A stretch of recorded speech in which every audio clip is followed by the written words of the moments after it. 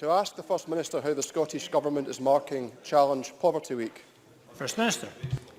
Well, I think Challenge Poverty Week is very important. It is a reminder that we must continue with the actions we are taking to tackle poverty. Our current actions are supporting low-income households, including targeted support of £1.4 billion last year.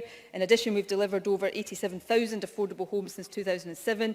Our increase in early learning and childcare will be transformational in supporting parents. We're also investing in new parental employment support. And of course, through our new Scottish Child Payment, we will lift 30,000 children out of poverty. Of course, it's clear that the biggest danger to increasing poverty is the UK Government's continued welfare cuts and the risk of a no-deal Brexit, which could in itself push 130,000 people in Scotland into poverty. Tom Arthur. Can I thank the First Minister for that answer? Parliament will be aware that last week the UN Special Rapporteur said that Scotland is on a very different trajectory than the rest of the UK.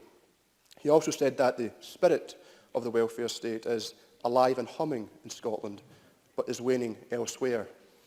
The introduction of the new Scottish Child Payment shows how this SNP Scottish Government is determined to do things differently in Scotland.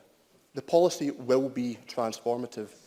But can the First Minister tell the Chamber what impact the Scottish Government could make if it didn't have to spend millions mitigating the most harmful UK Government policies, such as welfare cuts and a no-deal Brexit? First Minister.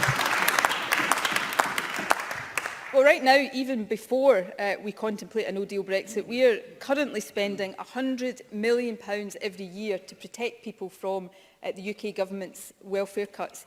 The UN Special Rapporteur described that as an outrageous situation, and I thoroughly agree with that. These are funds I think all of us would rather be investing in our own policies to tackle poverty.